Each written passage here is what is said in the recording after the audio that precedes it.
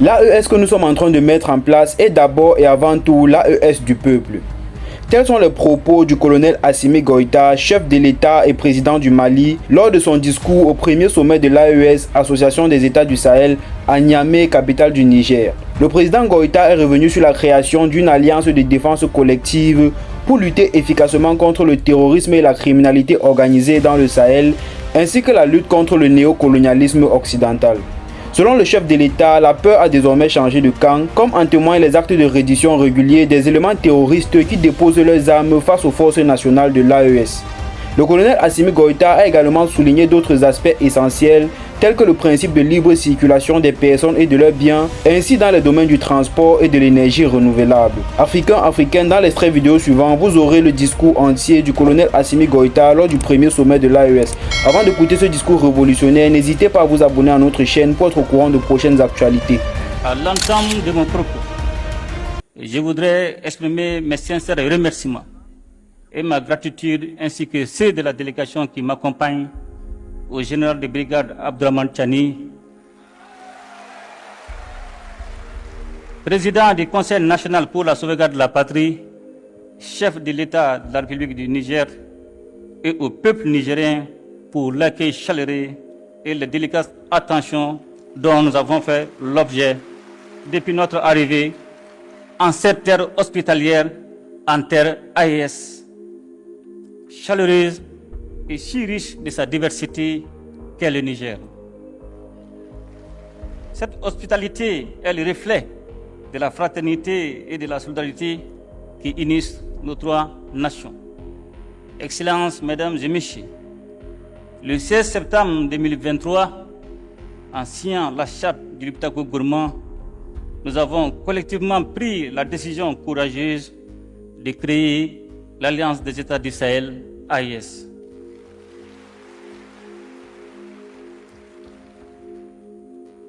Dès les premiers jours qui ont suivi cet événement historique, les résultats ont été visibles sur le terrain. En effet, notre alliance a très tôt su traduire en action l'architecture de défense collective et d'assistance mutuelle mise en place pour lutter contre le terrorisme sous toutes ses formes et contre la criminalité en bande organisée dans notre espace commun. Je tiens à insister sur la notion d'espace commun pour saluer la clairvoyance de mes frères, les présidents Tchani et Traoré, qui avaient pris les mesures nécessaires pour autoriser les droits de poursuite sur leurs territoires respectifs afin de traquer efficacement les groupes armés terroristes sans contrainte liée aux frontières nationales.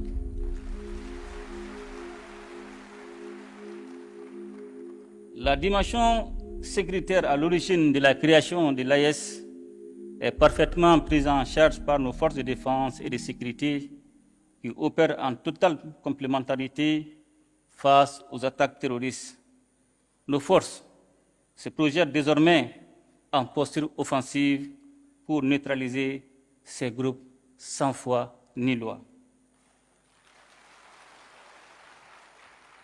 L'engagement et la détermination de nos hommes et femmes au combat forcent notre fierté.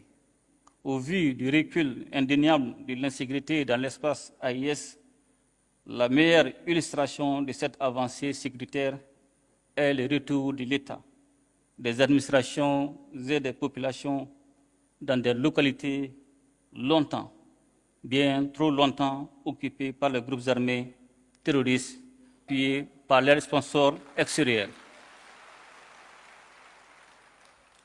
Ainsi, aujourd'hui, il est évident que la peur a changé de camp. Pour preuve, nous assistons régulièrement à des actes de reddition d'éléments terroristes qui déposent les armes devant nos armées nationales. La mise en place de la force conjointe des États du Sahel en mars 2024 est le symbole de notre unité d'action et de notre détermination à protéger ensemble nos populations et à préserver notre souveraineté. Excellences, Mesdames et Messieurs, je parlais un peu plus tôt des droits de poursuite. qui, le temps des opérations antiterroristes, abolissent les frontières entre nos trois États. Et je voudrais profiter de cette occasion pour aborder l'un des autres aspects essentiels de notre alliance commune, celui de la libre circulation des personnes et des biens. Trop souvent, les populations de nos États respectifs ont entendu prôner le principe de cette libre circulation sans qu'il ne soit une réalité vécue. Tant les tracasseries administratives et routières ont dévoyé cette ambition.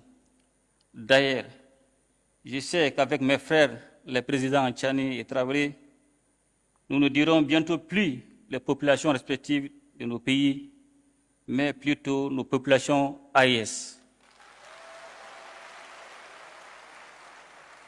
Car l'AES que nous sommes en train de mettre en place est d'abord et avant tout l'AES des peuples.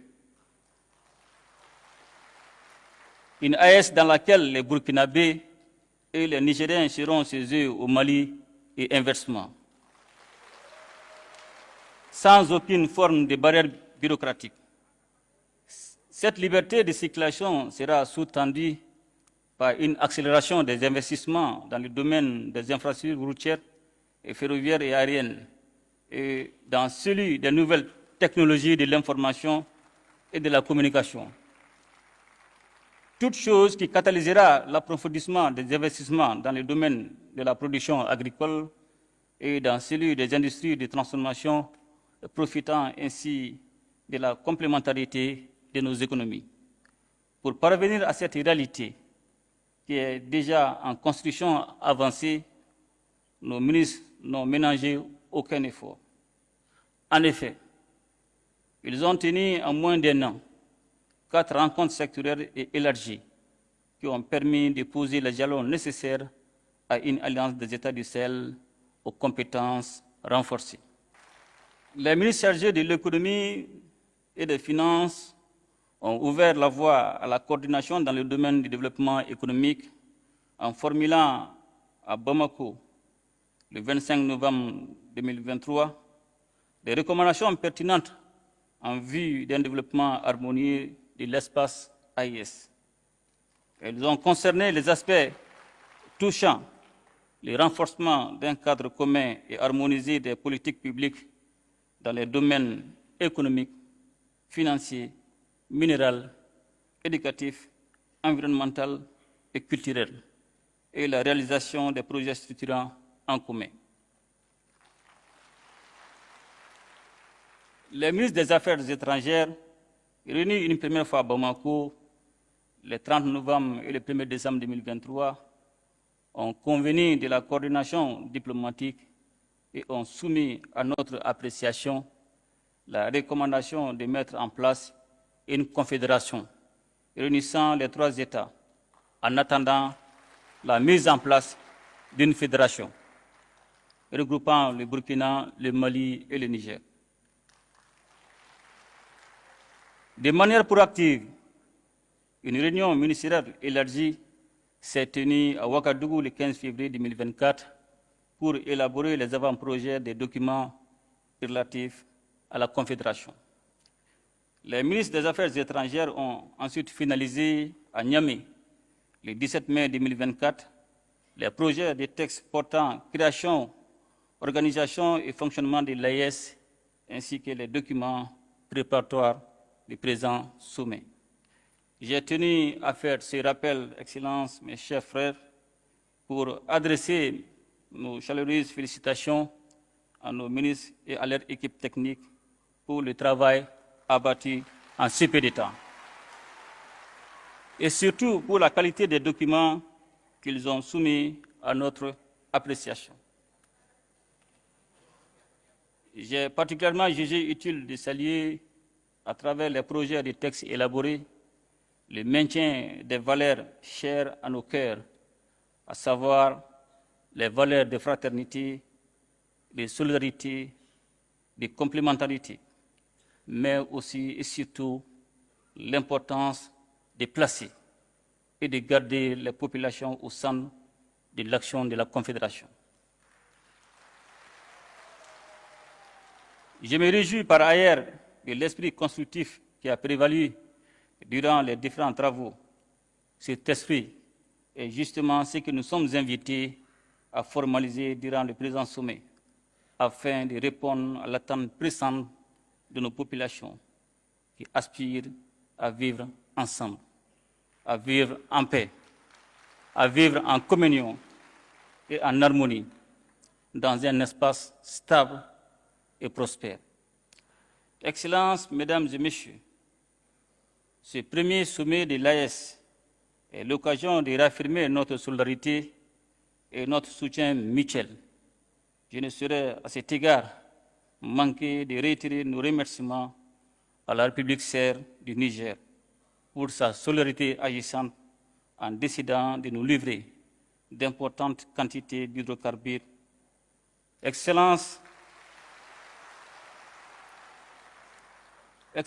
et chers frères, le général de brigade Abdourahmane Tchani, en cette période de crise énergétique, votre marque de fraternité, au-delà du symbole, revêt un caractère particulier pour les Maliennes et les Maliens.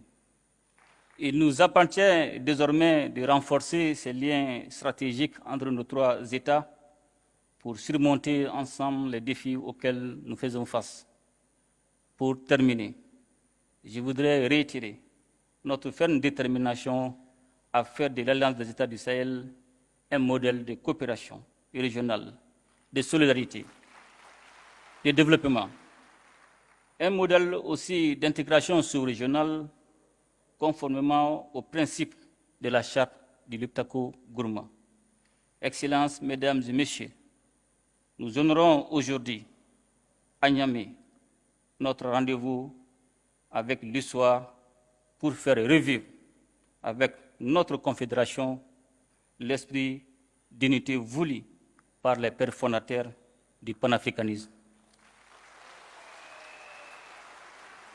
En assumant notre part de responsabilité et de leadership dans cette œuvre exaltante et indispensable pour la région du Sahel, voire au-delà.